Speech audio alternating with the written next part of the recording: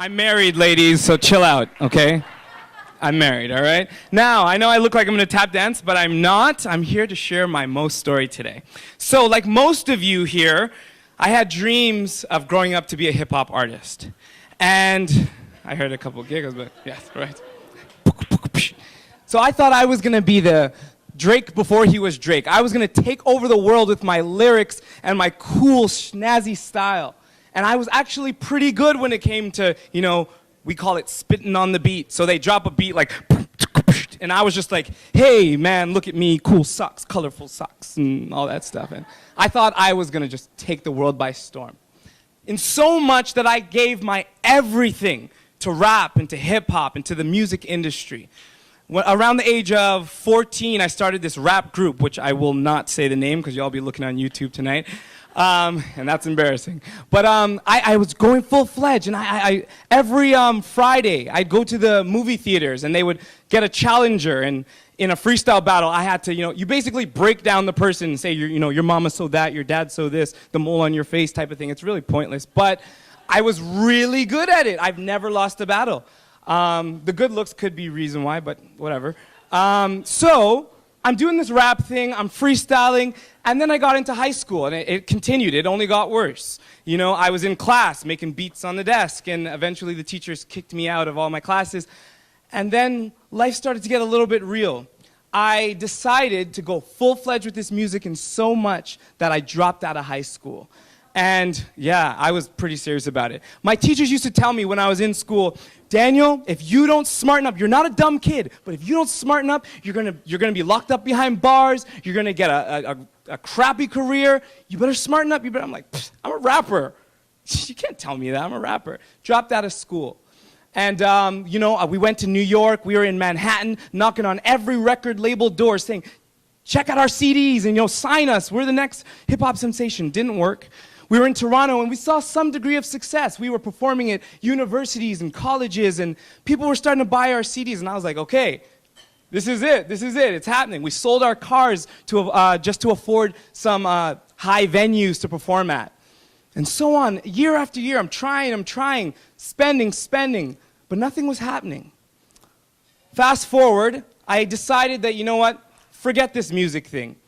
I don't want to be a rapper anymore. I decided to be a songwriter. I'm going to write pop songs for like Lady Gaga, like all that weird stuff. So I tried that for a little bit, didn't make any money there. Then I said, forget that. I'm going to be a rock artist. I started listening to Led Zeppelin. I got this black wig. This is weird, all right? A black wig, and I started this band called the Unity of Random because I met these guys randomly. And we started rocking out and I was the lead singer, so that hair was just going like, everything, spikes, everything. That definitely didn't work. That was like 2 weeks, right? So there was a 10-year music stint that did not work. Money out, no money in, no career there. So like my teachers had told me, I got thrown into general labor jobs, into the warehouse, and I was just, just working. I didn't have a high school education. I was just working at these, factories all over. And one day I was in this nail bin. I got a job sorting nails and screws. Right? And I looked up and I was just like, what am I doing? I gotta do something different. My most story is called the Slingshot theory, and I'm gonna get to what that means at the end. Because now I'm at this place where, oh my God, all this stuff's coming through. So all of a sudden now, my life started to take exact same turn that my teachers told me. I started hanging with the wrong crowd, doing things I shouldn't be doing. Sure enough, I got locked up behind bars.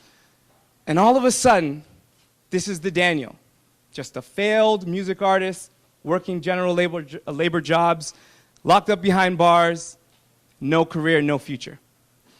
Then one day, I was walking across the street from my house with my little sister. Now, this is 4 years after all that music garbage that I was talking about. Just a casual walk to the store. And when I got across the street at the convenience store, there were 7 guys there. And these 7 guys, one of them pointed me out and said, hey, aren't you that, enter stage name, guy who said 4 years ago something about one of my friends in your stupid songs? I was like, yeah, but, that was 4 years ago. He's like, no, you said this and that and that. Started digging up the past. I was like, uh-oh. Luckily, my parents were just coming across the street to pick up my sister, 6 at the time, on their way to church.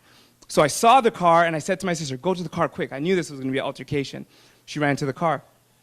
The guys approached me, one in particular, and we started fighting, going at it at that convenience store, throwing punches, tossing each other.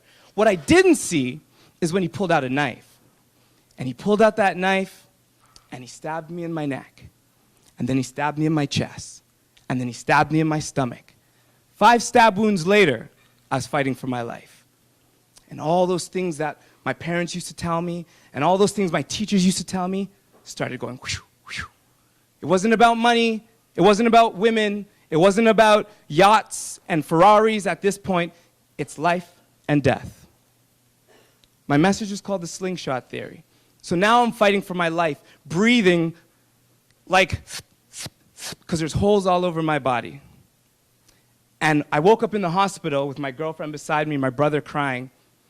And I found out what happened, because I didn't know at that time, sorry. I found out what happened. I was like, seriously? That really happened? And then that moment happened for me. The switch set in. It's like I had spider senses. I started looking at the people cleaning the hallways in the hospital. I started thinking about the helicopter that took me to the hospital. I started thinking about the ambulance when they turn on the sirens. I was like, wait a minute, I never used to care or pull over to the side. I said, go around and all that stuff. And then I thought to myself, wait a minute, think about the impact that they had on my life, and I didn't care about them. And I asked myself, if I was to die at 21 years old, what impact did I leave in this world? A couple rap songs? Couple teenage broken hearts? Nothing. So I decided I was going to turn my life around. I said, the moment I get out of this hospital, I'm going to dedicate my life to sharing my story, to impacting people's lives in a positive way, so that I have something that I could leave here when life happens. So a year and a half after I got out, the first thing I said, I was going to marry my girlfriend because she stuck with me the whole time, so I married her. The second thing was, I had to find some means of a way of impacting people's lives. And sure enough, go ask, it became a tea company. I thought to myself, you know, I like drinking tea because I couldn't drink pops and sodas anymore. So I started drinking tea, and I thought, what if I start like this cool tea company that everything I learned in the music industry, I just apply it, the showmanship, the dancing, the music, and just try to reach out to people using tea as a tool. I started Tea by Daniel with that as the foundation. And then, Tea by Daniel, it struggled in the beginning, year 1, year 2, year 3, but I stuck with the mission. I stuck with what I learned that, you know, in a moment we could be out of here, and we just got to stick to impacting people's lives in a positive way. I stuck to those values, and then my dad taught me the Slingshot theory. I got to put the mic down for this. He said, Dan, if you started a tea company, and in the first week you're in Forbes 500 companies, you're in a Ferrari, life is good, everybody wants you, you're a GQ supermodel, everything is just good. When you go to take the next step in life, that's how far you're going to go. But let's just say there's a couple setbacks that we all go through, like, you know, a tragic moment like this. Maybe I'm not profitable in the first year or second year. Maybe I had a big contract that fell through for some odd reason. Those are called setbacks.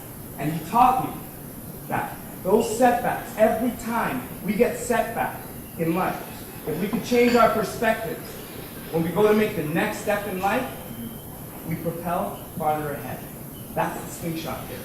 Our setbacks in life propel us farther ahead. Today and tomorrow, beginning.